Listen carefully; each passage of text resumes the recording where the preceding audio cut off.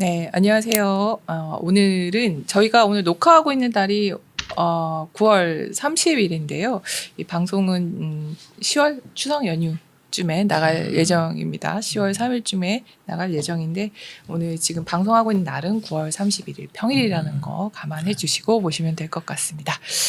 오늘 저희가 준비한 주제는 뭐냐면 삼성전자 관련한 이슈거든요. 근데 삼성전자 관련해서 이 반도체 분야만 굉장히 오랫동안 취재해온 저희 이데일리 산업부 전자팀 팀장인 김정남 기자를 이렇게 모시고 이야기를 나눠볼 예정인데요.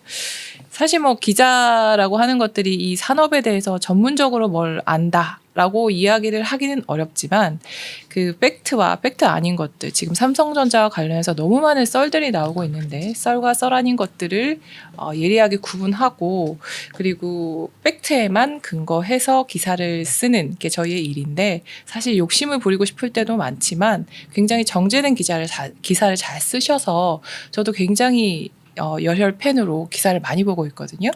반도체 기사하면 김정남 기자의 기사를 보셔도 충분할 만큼 산업, 시장 그리고 거시경제 이슈 전반을 아울러서 오늘 함께 진단해 볼 예정인데요. 저도 오면서 대본을 조금 봤지만 내용이 너무 알차서 좋아요 꼭 눌러주시고 수시로 한번 봐주셔도 괜찮을 것 같아요. 이 보고서를 보시고 오늘 방송을 보시고 그리고 앞으로 애널리스트 보고서, 마치 뭐 요약된 약어 같은 그 어려운 애널리스트 보고서를 팔로우업 하시기 위해서 기초 어떤 공부하는 그런 느낌으로 보실 수 있게 총망라해서 이야기를 해드리도록 하겠습니다. 그러면 이데일리 산업부 전자팀 팀장 김정남 기자를 모시고 본격적으로 이야기를 나눠보도록 하겠습니다. 인사 한번 해주시겠어요? 네, 안녕하세요. 처음 여기 주토피아 나왔는데 긴장되고 떨리고 그렇습니다. 네. 잘 좀 봐주시길 바랍니다. 네, 여러분 좋아하시면 자주 불러서 괴롭힐 예정인데 아마 좋아하실 거예요. 네, 굉장히 바쁘세요. 굉장히 바쁘셔가지고 오늘도 겨우 시간을 냈습니다. 네, 그럼 본격적으로 시작을 한번 해보도록 하겠습니다. 최근 시장에서는 가장 관심을 받는 거 역시 삼성전자의 HBM3E 공급인 것 같은데요. 삼성전자 이 공급 대체 어느 정도로 와 있는지 굉장히 많은 이야기들이 있는데 한번 짚어주시면 좋겠습니다. 제가 요거 방송을 부탁을 받고 어떤 말씀을 드릴까를 좀 생각을 해보다가 아무래도 한국은 다 메모리 중심이기 때문에 메모리 얘기를 좀 먼저 드리고 그 중에서도 이제 사실상 수익성이 아주 높은 HBM을 중심으로 해서 좀 말씀을 드리고 그 뒤에 요즘에 투자자분들 잘 아시겠지만 범용 쪽이 좀 뜨고 있어가지고 주가들이 좀 많이 움직이고 있는데 그 얘기는 이제 기사로 많이 보셨을 때니까 약간만 말씀드리고 그 다음에 파운드리 얘기도 조금 하고 이 정도로 하려고 지금 제가 생각을 하는데, 그 얼마 전에 이제 HBM3 그 엔비디아 퀄 테스트를 통과했다 이렇게 일부 맞아요. 매체가 지금 보도를 했는데 그것 때문에 주가도 조금 움직였던 것 같고 시장도 좀 화제가 됐었던 것 같은데, 그 삼성전자가 엔비디아의 5세대 HBM3를 공급할 수 있냐 없냐 이 얘기는 이게 정말 한 1년 넘게 뭐 8단부터 시작해가지고 지금 12단 가지고 얘기하고 있는데 너무 오래돼가지고 좀 지겨울 법도 한데 네. 그래도 이렇게 시장에서 주목을 하는 거죠. 다 이유가 있을 겁니다. 네.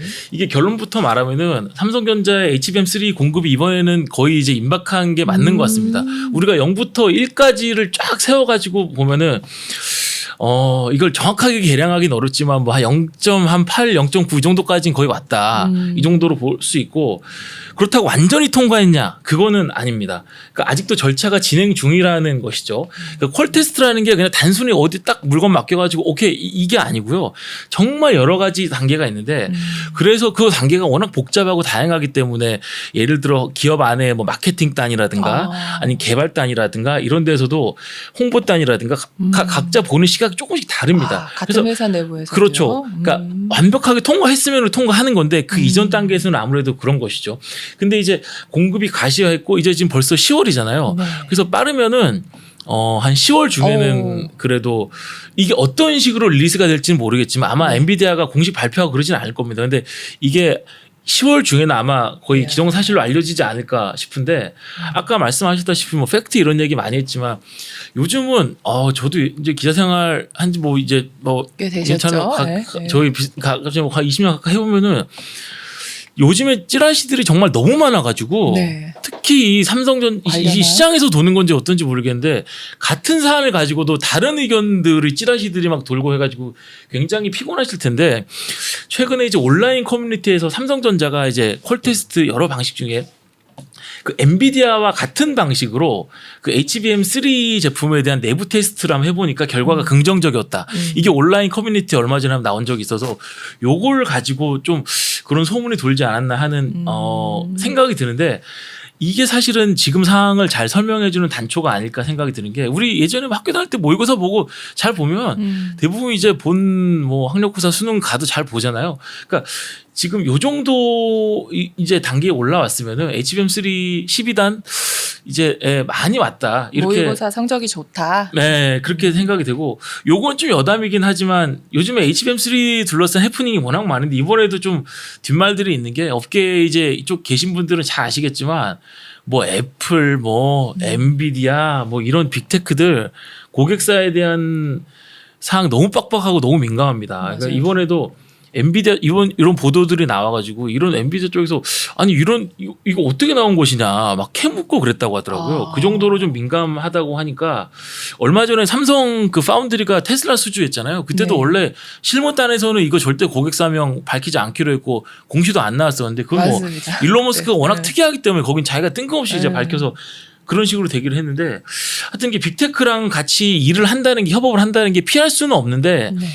정말 좀 쉽지 않은 쉽지 그런 않은, 일 같습니다. 네. 예. 그때 당시에 저도 기억이 납니다. 이게 네. 보도를 해도 되는지 안 되는지 저희도 굉장히 네. 힘들었었던 기억이 나는데 어쨌든 지금 이 삼성전자의 HBM3 공급이 사실 조금 지금은 대세 제품이긴 네네네. 하지만 네네네. 내년에는 사실 이게 주도권을 내주는 것이 기정사실화된 네. 측면인데 네, 네, 왜 이렇게 아직도 이게 이슈가 되고 있는지 왜 공급이 중요한 것인지 네. 한번 좀 짚어보면 좋을 것 같아요. 이게 그 현재 메인이 HBM3죠. 근데 하이닉스가 뭐 거의 뭐 독점을 해서 그렇죠. 엄청나게 이익 네. 많이 먹었죠. 그래서 내년이면 이제 6세대 HBM4에 서서히 자리를 내줄 텐데 그럼에도 불구하고 HBM3 삼성전자가 사력을 다하는 것은 말 그대로 자존심 문제이기 때문에 때문입니다. 이게 삼성전자 내부에서는 아니 이제까지 우리가 이렇게까지 달려왔는데도 이걸 통과 못하면은 이거는 그렇죠. 우리가 더 창피한 거다. 네. 이런 얘기까지 나올 정도로. 근데 잘 알려져 있다시피 이제 AMD나 이런 데는 삼성전자가 이미 공급을 하고 있거든요. 근데 유독 이제 콜테스트에서 고배를 마셨던 게 아무래도 엔비디아가 워낙 그런 뭐 가격도 깐깐하지만 그 HBM3 같은 경우 이제 발열 문제 때문에 좀 깐깐하게 굴었는데 사실 작년 한 10월 정도에 지금은 12단 제품을 가지고 우리 얘기하고 있지만 8단 제품이 네. 거의 지금 같은 그런 상황이 됐었거든요. 네. 그런데 갑자기 주문이 연기가 됐는데 그 이유를 알고 보니까 이 다른 경쟁사들, 그러니까 SK 하이닉스, 그러니까 특히 되겠죠. 그다음 마이크론 이런 데가 보다 한 세대 그 디램 공정이 구형인, 그러니까 10나노급 한 4세대 디램, 그러니까 1A 디램이라고 하는데 다른 경쟁사들은 1B 디램을 쓰고 있었거든요. 근데 그거를 HBM3 안에 있는 코어다이라는 그 부품이 있는데 거기에 이 한 세대 늦은 걸 넣으면은 엔비디아가 보기에는 아니 이거 발열 문제 우리가 그러니까 생각하는 그 스펙이 좀 안 맞는다. 이래가지고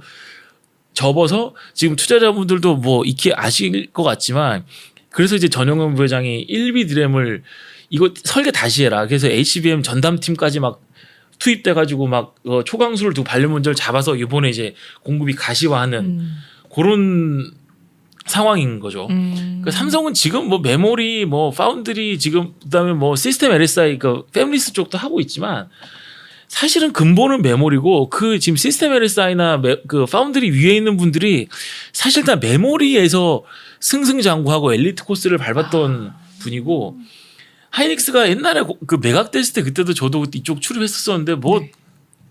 지금 생각해보면 이제 격세지감이죠. 그렇죠. 사실은 뭐 아무도 안 살려고 막 이랬던 회사인데 네. 라이벌로 생각도 안 하고 그런데 이제 참. 하이닉스한테 디램에서 그렇죠. 특히 메모리 안이 디램에서 1위를 내줬다는 거는 지금 정말 자존심이 말이 아니라는 거고 무조건 이거는 해야 되는 네. 그런 당위성의 문제가 되는 거예요. 그렇죠. 이게 수익성의 문제보다는 당위성의 문제가 되는데 그렇죠. 근데 엔비디아 입장에서는 좀 이해가 안 가는 게 공급사가 늘면 훨씬 더 좋을 텐데 뭘 이렇게 굳이 깐깐하게 이렇게까지 하는가라는 생각이 좀 들어요. 발열 한계도 뭐 실질적으로 발열 문제가 발생했다라고 평가가 되는 것이 아니기 때문에 이게 왜 그런 건가요? 그 엔비디아 입장에서는 아무래도 이거는 그냥 업계에서 도는 얘기지만 삼성전자가 그 이전에 좀 이런저런 크게 안 좋은 그런 일들이 좀 있었다 하는 그것 때문에 그 삼성 안에서도 한 불과 몇 달 전? 한 반년 전까지만 해도 우리가 HBM3 10단을 테스트 때문에 보냈는데 아예 열어보지도 않더라 이건 아예. 이거 왜, 그러니까 뭔가 이게 있다. 이건 우리 기술적으로 큰 문제가 없는데 그런 얘기까지 나왔었는데 일단은 지금은 이제 HBM4로 넘어가고 이제 하이닉스랑도 지금 HBM 그러니까 내년 물량 가지고 가격 협상하고 있는데 이게 그러니까 그 예년보다는 잘 안 되고 있거든요. 그러니까 엔비디아 입장에서는 물론 삼성과 뭐 그런 것도 있지만 아무래도 이제 스펙을 맞춰가고 있고 하기 때문에 공급사들이 늘어나면 가격적인 측면에서 훨씬 좋죠. 애플도 마찬가지고 엔비디아도 마찬가지고 이 가격 치는 거 정말 어마무시합니다. 이 공급사들한테. 그래서 엔비디아 입장에서는 SK 하이닉스하고 아무리 지금 관계가 좋다 그래도 이게 뭐 우리가 무슨 뭐 가족도 아니고 뭐 형제도 아니고 그쵸. 뭐 평생 같이 살 사람도 아니거든요. 그냥 언제든지 갈아 낄 수 있는 그런 이게 그 생각으로 투자자분들이랑 다 접근해야 되는 것이고 삼성전자가 들어오면 당연히 가격 협상력이 생기는 네. 그런 것이죠. 그래서 아무래도 이 개인적으로 볼 때는 이제 AI 시대에 들어서 나타나고 있는 가장 중요한 특징 중에 하나가 이제 승자 독식 이런 것 같은데 SK 하이닉스가 가장 대표적인 예인데 그럼에도 불구하고 이 테크업계에서는 경쟁자들이 나타나면 그게 쉽지 않다. 그래서 이제 아무래도 엔비디아 입장에서는 훨씬 가격 협상력이 생기는 것이다. 그러니까 삼성전자가 아무리 지금 HBM3 뭐 자존심 문제 때문에 들어간다 해도 아무리 초기 물량은 거의 극히 미미할 겁니다. 그렇겠죠. 근데 이제 네. 그 다음에 HBM4 6세대를 위해서 삼성전자도 좋은 거고 그 엔비디아 입장에서도 HBM4가 되면 지금 마이크론도 얼마 전에 그 콩콜 할 때도 아주 큰 의지를 드러냈고 삼성전자도 여기에선 반드시 승부처를 좀 삼아야 된다 하는 그런 의지가 있는 것 같고 그래서 아무래도 둘 간의 지금 이해관계가 좀 맞아 떨어지는 그런 것 같습니다. 네. 마이크론은 사실 뭐 이게 생산 캐파가 좀 작아서 그 삼성전자 좀 생산 능력이 또 아무래도 월등하다 보니까요. 아무래도 이제 SK 하이닉스 입장에서는 삼성전자가 네. 마이크론보다는 조금 더 대항마가 될 수 있을 것 같다라는 네, 마이크론은 아무래도 캐파가 듭니다. 작으니까요. 네. 네. 그래서 이제 삼성전자 같은 경우에는 요 다음 이제 HBM의 다음 세대가 뭐죠? 1C D램인가요? 그러니까 1C D램은 이제 D램 공정을 그러니까 1C D램 6세대 그 공정을 얘기하는 건데 그 1C D램이 HBM4에 들어간다는 것이죠. 삼성은 그걸 채택한다는 것이고 네네네. 이 부분이 HBM3 제가 다음이죠. 좀, HBM4. 예. 이 부분이 조금 어렵더라고요. 그러니까 HBM3E에서 네네네. 그 1A D램을 일단 이 엔비디아에 네네네네. 에서 거절을 받은 상태고 요거 관련해서 삼성전자와 SK 하이닉스가 전략이 조금 다른 것 같아요. 그래서 네. 이 부분을 조금 짚어주시면 좋을 그렇죠. 것 같은데. HBM4 시장이 너무 중요합니다. 너무 중요하고 이 종종 뭐 AI 거품론 있고 뭐 일부 아이비들이 뭐 그런 얘기도 하는데 저도 일정 부분 동의하지만 AI는 본질적으로 이제 그 인프라를 까는 작업이기 때문에 당분간은 HBM4의 품귀 현상, 그러니까 당분간이 뭐 1년이 될지 2년이 될지 정확하게 이제 특정하기는 어렵습니다만, HBM4 특히 이제 최선단 HBM에 대한 그 제품에 대한 품귀 현상은 좀 이어질 것 같은데, 아무래도 이제 방금 말씀하신 대로 삼성전자가 배수의 진을 쳤다는 게 HBM3 8단에서 1A D램을 적용해서 그 엔비디아의 스펙을 맞추지 못했죠. 근데 그쵸. 그걸 재설계를 한 다음에 요번에 겨우 아마 들어가게 될 것 같은데 1A D램 다음에는 이제 5세대 1B D램으로 가야 되는데 그렇죠. 네. 삼성전자는 이걸 건너뛰고 1C D램으로 6세대로 바로 넘어가는. 네. 그러니까 SK 하이닉스와 마이크론은 1B 디램을 HBM4에 그대로 적용을 하거든요. 근데 아무래도 이제 1C라는 건 6세대 세대를 뜻하는 것이고 네. 이 세대가 올라갈수록 이전 세대보다 더 미세하게 설계를 하기 때문에 성능과 전력 효율이 더 향상이 되는 그렇죠. 네. 그런 것이고 그만큼 이제 공정 난이도와 성능은 높아지는 것입니다. 이게 간단하게 얘기해서 우리가 무슨 예를 들어 뭐 빵집 한다 이러면은 뭐 내가 이제 충분히 내가 소화 많이 팔려서 소화 가능한 그런 정도의 빵 제빵 기술을 가지고 요 정도 가격으로 공급할 때의 어떤 그런 남는 마진과 근데 약간 내가 후발주자 뒤처졌는데 이거보다 훨씬 더 고급화 전략을 써서 이게 수율이 높지 않다. 예를 들어 빵을 10개를 만든다 그러면 한 서너 개 분량 너다섯 개 분량이 나도 이게 고급화 전략을 써서 예를 들어 삼성전자 같은 경우 이제 브랜드 가치도 있기 때문에 그걸 같이 엮어서 그런 식으로 승부수를 던지는 식으로. 왜냐하면 이게 너무 차이가 많이 나고 있기 때문에 이런저런 승부수를 던져야 되는 그런 시기입니다. 지금 제가 뒤에 말씀드리겠지만 SK하이닉스가 1C 디램을 못해서 안 하는 게 아니에요.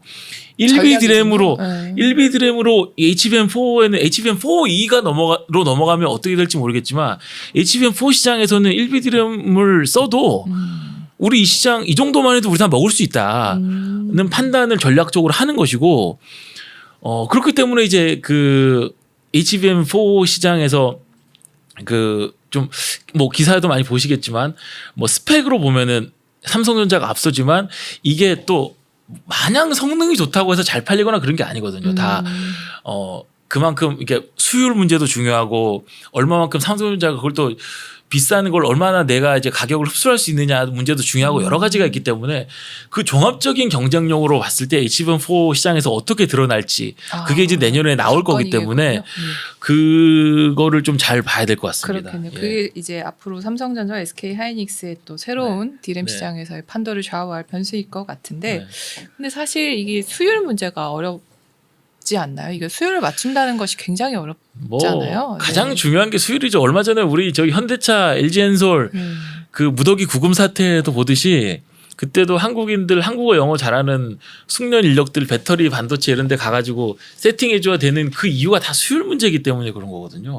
불량품을 줄여야 되기 때문에 불량품 줄이는 게 사실 거의 뭐 다라고 봐도 될 정도로 그 HBM용 그 삼성전자가 그러니까 HBM4에 그러니까 넣기 위한 1C 디램 그 디램의 수율을 제가 이게 정확한 숫자는 아니지만 제가 파악하기로는 아직 40%가 채 안 나오는 것으로 그러면은 지금 10개를 만들면 6개가 그렇죠. 불량이다. 그렇죠. 그건가요? 보통 이제 우리가 얘기하는 삼성전자에서 범용 디램이라고 얘기하면은 그 수율이 뭐 한 80% 85% 이 정도 돼 가지고 거의 분량이 한두 개 정도 나오는 그러니까 그 정도가 되면은 아예 뭐 거의 전혀 뭐 사실상 거의 뭐 완전한 그 제품이라고 보면 되는데 네. 이 수율을 보통 이제 업계에서는 한번 한 어느 6, 70%이 정도 되면 이제 어느 정도 궤도에 올라왔다 한 60% 이상 정도가 되면 이제 그 얘기를 하는데 네. 지금 아직은 이게 완전하신 사실을 아는 상태인 거죠. 근데 이게 네. 고무적인 것은 이 수율이 점점 올라가고 있고 삼성전자 내부에서도 이 수율이 좀 더 올라가고 있기 때문에 탄력을 받고 있다 이런 거고 이게 지금 오늘자에 저희 팀에서 이제 저희가 쓴 건데 이게 단독 기사인가요? 하여튼 뭐 단독 뭐 붙이진 않았지만 하여튼 뭐 그래요? 저희가, 우리밖에 안 썼기 때문에 뭐 저희가 단독이라 하면 쓴 단독인데 기사입니다. 하여튼 근데 이게 평택 캠퍼스라는 곳이 있습니다. 삼성 네네. 공장 그쵸, 중에 있죠.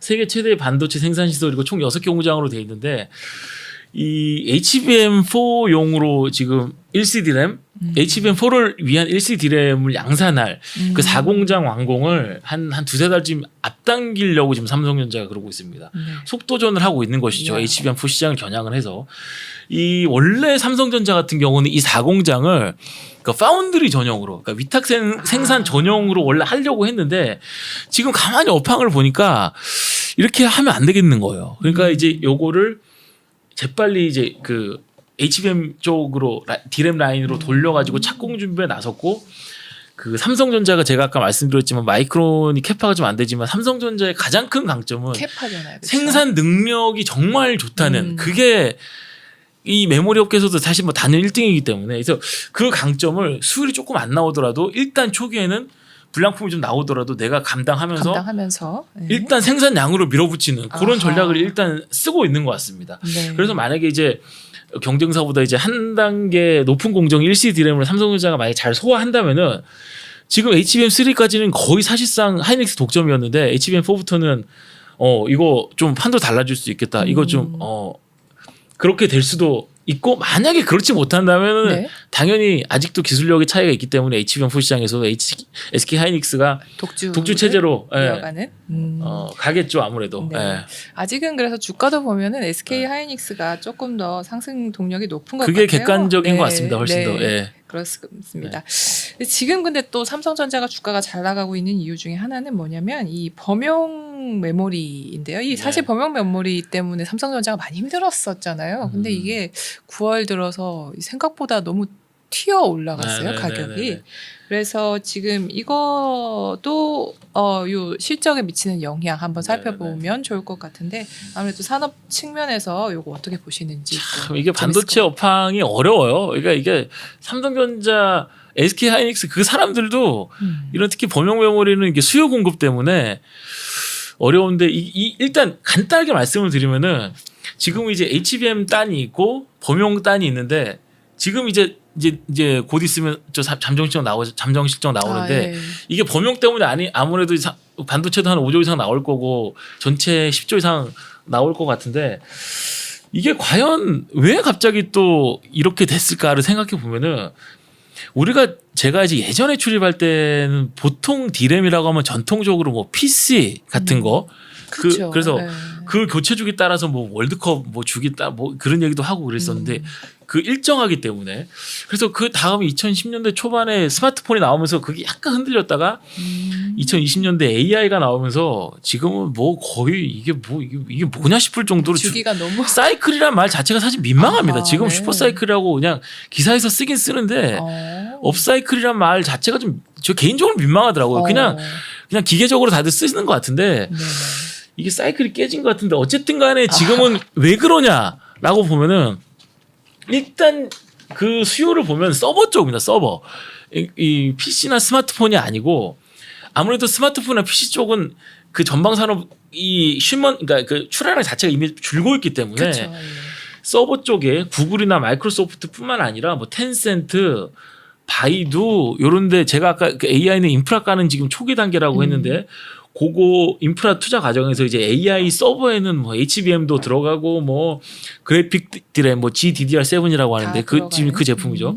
그다음에 저전력 디램 등등 뭐 이런저런 다 들어가거든요. 그러니까 이전에 그 소위 말하는 그때 당시에는 이제 업사이클이라고 말을 했었죠. 슈퍼사이클이라는 표현도 했었고 네. 2018년도에 삼성전자가 영업이익을 50조 원 이상 냈었습니다. 어마하게 냈죠. 이 그때 기록은 아직도 그때 당시에도 사실 요거 때문이었거든요. 데이터 센터 그 AI 서버 요 수요 때문이었는데 그 주기가 그러니까 서버 교체 주기가 낡았다. 네. 그때 당시에는 그러니까 제가 기억하기로는 그때 한 3, 4년, 4, 5년 요 정도로 저는 그때 기억을 하거든요. 그러니까 네. 지금보다 한 2, 3년 전에 원래 교체 주기가 왔어야 됐죠. 근데 이것도 스마트폰도 요즘에 우리 서버는 고장이 안 나잖아요. 생각보다, 네, 고장이 안 5년째 나잖아요. 쓰고 네. 괜찮아요. 그 요것도 요즘에 기술이 고장이 하도 안 좋아져가지고 이 하드웨어도 교체 주기가 그러니까 처음 될 때는 그런데 소프트웨어적으로 막 잘 이 수리를 하고 고쳐주고 더 오래 쓸 수 있도록 계속 이렇게 하다 보니까 이게 길어지는 거예요. 그래서 이 지금에서 온 건데 이 다음에 또 언제 올지 저도 솔직히 잘 모르겠습니다. 그거는. 네. 근데 일단 제 판단으로는 우리 예전에 이제 막 뭐 월드컵 주기라 제가 말씀드렸지만 뭐 업사이클은 뭐 한 2년 반 정도 있다가 한 다음 사이클 1년 반 정도 2년 가까이 이렇게 하고 이게 뱅뱅 돌고 도는 그런 느낌으로 됐었는데 지금 반도체가 업황이 안 좋은 그 시기가 지금 최근이었죠. 네. 최근에 뭐 작년 뭐 이렇게 해가지고 안 좋았죠. 맞아, 안 좋았는데 제 느낌으로는 이렇게 반도체 업황이 안 좋은 시기가 짧았던 적이 저도 찾아보지는 않았지만 그게 오히려 짧았다. 네. 저는 이렇게 짧은 적 본 적 없는 것 같은데 그래서 이게 과연 업사이클이 맞나 싶기도 하고 개인적으로는 그러니까 이 정도로 짧은 적이 없었어요. 조금 더 그러니까 부담기가 보통은 한 1년 반 정도? 이렇게 1년 반 가는데. 보통 다 그러니까 떨어진 게 제 느낌 한 1년 반 정도는 갔었던 것 같은데 적어도 계속 불황이라고 생각하고 계셨겠네요. 그러면 저는 이 수요가 그렇게 빨리 올 줄 몰랐습니다. 개인적으로는. 네. 근데 이게 갑자기 떠가지고 지금 재고도 원래 재고를 한 7, 8주 정도로 쌓아놓는데 이 재고도 제가 지금 파악하기로 한 3주, 4주 이 정도로 짧아졌다고 하고 그러니까 그냥 기본적으로 이제 그 HBM 그러니까 삼성전자나 SK하이닉스는 훨씬 더 심하고 기본적으로 HBM용으로 돌려놓고 있는 상황인데 그러다 보니 네. 그러다 보니까 쇼티지까지 나가지고 지금 그러니까 공급 부족까지 나가지고 이게 맞물려가지고 네.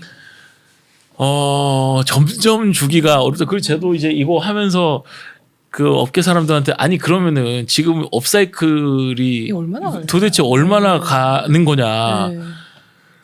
그 자신 있게 얘기할 수 있는 업계 사람이 사람들도 자신 있게 별로 없고 네. 저도 이번에 이렇게 업황 둔화가 이렇게 빨리 끝났죠. 뭐 끝났고 지금 가격 뛰는 거 보면 끝났다고 보는데 이렇게 빨리 올 줄 몰랐고 그래서 이 다음에 그러니까 물론 저 개인적으로 이제 이런 요 사이클이 이제 내년 한 상반기까지 보통 우리가 슈퍼 사이클이라고 얘기하면은 뭐 한 2, 3년, 3, 4년 정도는 얘기하잖아요. 보통 뭐 어떤 반도체 비단 반도체 시장뿐만 아니라 어느 시장을 봐도 근데 그래도 내년 상반기까지는 일단 그래도 이 정도 느낌으로 가지 않을까라는 생각은 하고 있고 그 이후에는 또 뭐 저도 모르는 개인적으로는 잘 상황이 모르겠습니다. 네.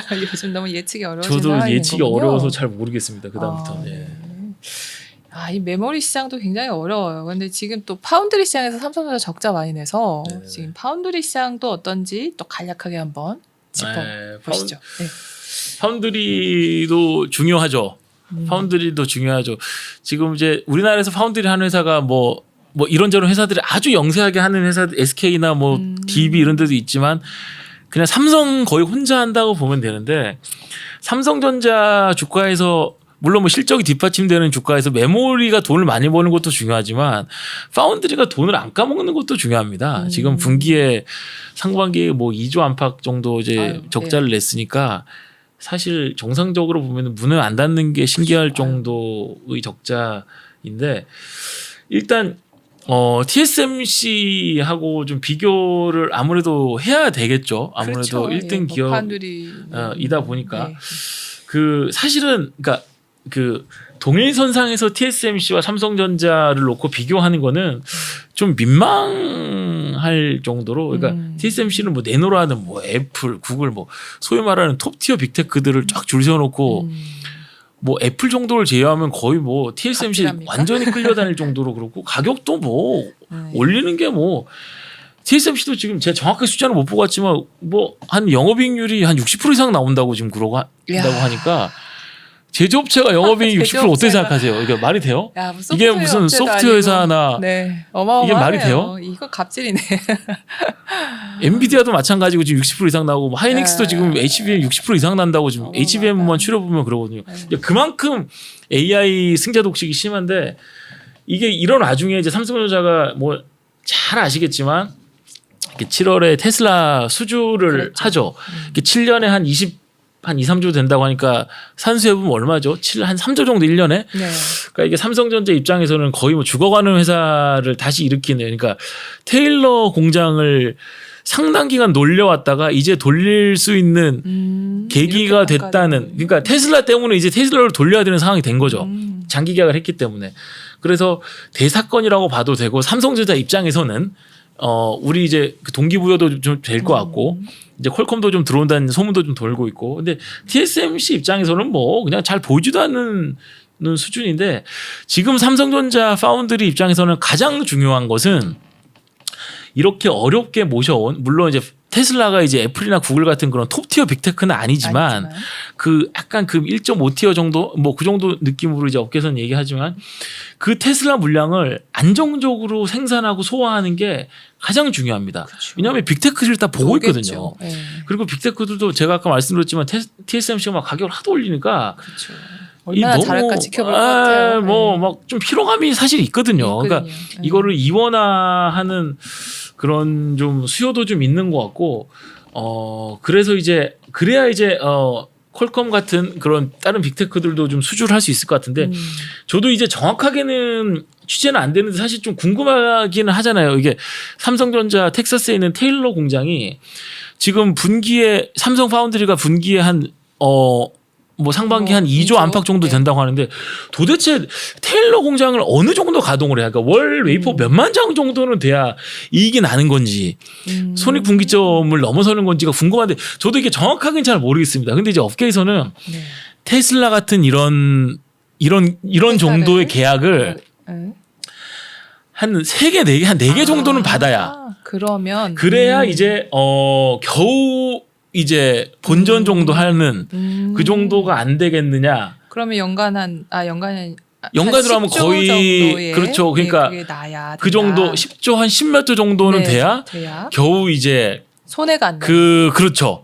그러니까 아직은 갈 길이 먼 겁니다. 미 상무장관이 뭐 삼성 대만 미국 내 반도체 50% 생산 뭐 대만 그 TSMC 거점 이전해야 된다 뭐 이런 얘기를 상무장관이 또 했던데 이 파운드리 시장에서 또 한 가지 체크를 해야 되는 게 지정학적인 그런 지오폴리티컬한 리스크가 대만이 좀 있기 때문에 물론 우리도 이 북한 머리에 지금 이고 살고 있어서 우리만 좀 못 느낄 뿐이지 세계적으로는 좀 위험한 나라긴 한데 이 대만 같은 경우는 중국의 공습이 어떤 실존하는 리스크로 이미 그렇죠. 워싱턴 조야에서는 이미 많이 나와 있고 그래서 시나리오 분석도 많이 하고 있는데 만약에 중국이 대만을 무력 공습하면은 TSMC가 중국으로 넘어가는 거잖아요. 그렇죠. 그럼 미국이 보고 있겠습니까 그거를? 그러니까 자꾸 아리조나로 넘어와라, 아리조나 팹으로 넘어와라고 하는데 그래서 지금 50% 얘기도 그것 때문에 저도 자세히 기사를 안 읽어봤지만 그 얘기 한 것 같은데 또 TSMC 입장에서는 너무 미국으로 가게 되면은 또 미국 밑에 있는 거잖아요, 사실은. 네, 왜냐하면 그렇죠. TSMC라는 게 대만의 소위 말하는 다 들어보셨겠지만 호국 신산이라고 해가지고 나라를 지키는 신과 같은 존재라고 그러는데 이 사이에 이 색간의 그런 긴장감이 좀 있는데 요것도 같이 좀 체크를 해봐야 되는데 이 트럼프 입장에서는 이 어떻게든 간에 TSMC 지정학적 리스크를 어떻게든 데리고 오고 이 좀 완화시키는 그런 게 좀 필요한데 인텔을 사실 키울 수는 없잖아요. 다 망해가는 인텔 파운드리를 키울 수는 없으니까 네. 아무래도 이제 삼성전자 파운드리를 좀 키워야 되고 그렇게 하다 보면 이제 이건 이제 다른 빅테크들도 좀 요즘에 또 정치 이슈들이 하도 좀 뭐가 많기 때문에 삼성 파운드리는 요것도 좀 기회 요인이 될 수도 있겠다. 좋게 보면은 뭐 그렇게 조금 네, 긍정적인 측면에서는 그런 부분도 있다. 네. 그리고 지금 엑시노스 2600 이게 시장에서 좀 주목한다고 하는데 저는 그렇죠. 이 얘기는 잘 모르는데 이것도 한번 엑시노스 2600도 중요합니다. 이게 저는 지금 삼성 파운드리가 크게 두 가지. 그러니까 자체적으로 내가 노력해서 할 수 있는, 그러니까 지정학 리스크는 내가 컨트롤할 수 있는 게 아니잖아요. 그러니까 그 테일러 물량을 정확하게 완벽하게 잘 소화해내는 것. 그 다음에 삼성 시스템 LSI 사업부가 그러니까 설계하는 그러니까 모바일 AP 그 갤럭시에 보통 들어가는 이제 그 넣으려고 하는 내년 20용 모델에 S26 모델에 삼성 시스템 LSI 사업부가 설계하는 엑시노스 2600을 삼성전자 파운드리 사업부가 소화해내는 것. 요게 중요한데 2500대 저번 모델에는 넣으려다가 못 넣었거든요. 여러 가지 좀 기술적인 문제 때문에. 그래서 이번에는 지금 2600을 그 내년 연초에마다 항상 이제 그 주력 그 스마트폰 모델 내놓으니까 S2600에 지금 S26이 지금 넣으려고 하고 있습니다. 지금 그 노력을 하고 있어요. 요거 제가 이게 지금 상황 확정된 건 아니지만 지금 보면은 좀 약간 긍정적인 기류가 조금 더 무게에 실리는 것 같은데 아무튼 네, 요거를 잘 해야 될 것 같고 또 하나의 문제는 뭐 제가 TSMC도 얘기했고 뭐 어디 엔비디아도 얘기했고 다 얘기했지만 퀄컴 그 스냅드래곤 AP가 정말 비싸거든요. 지금 이거를 탑재하고 있는 건가요? 지금은 갤럭시에는 요걸 탑재하고 있죠. 그 좋은 모델에는 정말 비싸거든요. 그러니까 요것 때문에 마진을 까먹는 것도 좀 있어서 장기적으로는 그 스냅드래곤 의존도를 좀 그러니까 줄이기 위해서라도 엑시노스를 좀 키울 필요가 있다. 뭐 그런. 네. S24는 내년 표가 지금 나가고 있는데 혼용을 하고. 그렇죠. 네. 2024 때는 그랬고 2025때. 요때는 요번에도 그때는 넣으려 그랬는데 못 넣었어요. 못 넣고. 예. 근데 내년에 나오는 그러니까 26은 지금 넣으려고 하고 있는 거죠. 아하, 네, 정리가 표로 잘 되어 있네요. 네. 저것도 저희가 쓴 기사죠. 네. 네. 뭐. 지금 그래서 보면은 그래도 이 주식시장 관점에서 보면은요, 네. 이런 이제 저희가 반도체 산업 그리고 네. 반도체 시장에 대해서 전반적으로 짚어봤는데 네. 이 외부 변수, 거시경제 변수에도 이 삼성전자, 네. 하이닉스 주가가 굉장히 많이 왔다 갔다 하거든요. 뭐 그렇죠. 예, 그렇죠. 그래서 네. 제일 주목하시는 외부 변수는 뭐가 있는지. 네. 저는 너무 많잖아요. 그 외부 거시 그 매크로 변수라는 게. 근데 저는 연준의 금리나 요거를 좀 보고 있는데 이게 한두 번 끝날 것 같지는 않고, 원래 제가 이제 예전에 그 연준 볼 때도 크게, 물론 이제 그 중앙은행이라는 데가 정치하고 떼놓을 수는 없지만 그래도 이제 크게 그렇지는 않았는데, 요번에 특히 이제 그 트럼프 대통령이 워낙 이 금리 인하에 대한 얘기를 많이 하고 너무 있고, 많이 하셔요. 저도 뭐 잘은 모르지만 외신들 보면은 이제 차기 의장은 뭐 트럼프 충성파가 되는 거 아닌가요, 거의? 그러겠죠. 예. 예, 뭐 많이 늙으신 것 같아요. 그렇게 될 것 같은데, 그렇게 되면은 사실은 삼성전자나 SK하이닉스 주가로 보면은 긍정적이겠죠. 좋죠. 당연히 좋은 거고, 시장의 유동성이 많이 풀린다는 거는 당연히 긍정적인 거고, 뭐 유동성이 풍부해진다고 하면 당장 삼성, SK 주가도 좋지만, 기본적으로 이제 트럼프가 여러 가지 얘기해 놓은 AI 관련된 인프라 투자라든가 여러 가지 이제 벌려놓은 국책 사업들 같은 게 있기 때문에, 그거 들어갈 때의 어떤 그 투자금 그런 것도 많을 거기 때문에. 워낙 규모가 크기 때문에. 그렇죠, 네. 그렇죠. 그러니까 수주 기회들도 좀 많아지지 않을까라는 생각을 하게 되는데, 또 요거뿐만 아니라 뭐 이제 좀 개인적으로는 요것도, 그러니까 이건 좀 단기적으로 반도체 관세를 얘기를 자꾸 트럼프가 하는데, 한 달 전 정도부터였나요? 저도 막 트럼프 트루스 한다고 하고 안 나와요. 네, 저도 트럼프 트루스는 거의 뭐 매일매일 보는 편인데, 이거를 한 달 전에 막 그때 얘기할 때 다음 주 혹은 다다음 주 뭐 이런 식으로 얘기했는데 안 하고 있거든요, 지금. 그래서 지금도 영화하겠다고 이러고. 그러니까 업계에서도 이거 뭐지? 근데 좀 불안은 하잖아요. 왜냐하면 너무 이제 좌충우돌이고 뭐 그냥 자기 마음대로니까.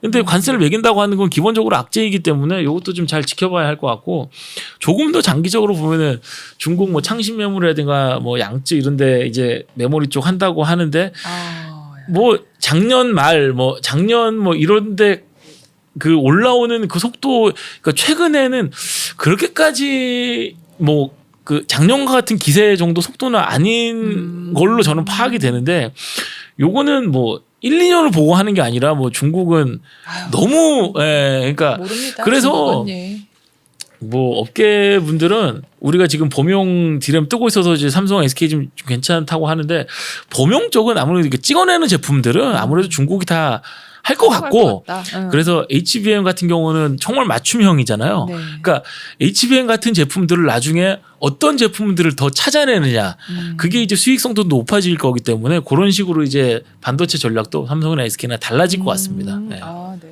이거는 저희도 전혀 예상하지 못했던 부분이었던 것 같은데, 네. 사실 이게 중장기적으로는 중국이 정말 모든 산업을 지금 우리나라 제조업을 많이 망가뜨렸어요. 반도체만 남겨놓고 싹 가져가셨는데, 이것도 지켜봐야 될 것 같긴 하네요. 오늘 저희가 지금 김정남 기자 모시고 산업 얘기도 했고 시장 얘기도 했고 거시경제, 지정학적 이슈 거의 모든 걸 다 다룬 것 같아요. 그래서 그런가요? 네, 거의 싹 다룬 것 같아서 저도 오늘 굉장히 많이 공부가 됐거든요.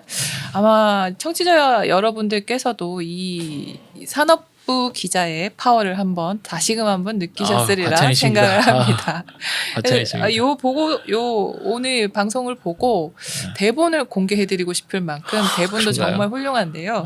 오늘 방송 내용 재밌게 보셨으리라 확신하고요. 네, 앞으로도 주톡비아 많은 관심 부탁드리겠습니다. 추석 명절 잘 보내시고요. 그러면 여기서 인사드리겠습니다. 네, 감사합니다. 네, 감사합니다. 네.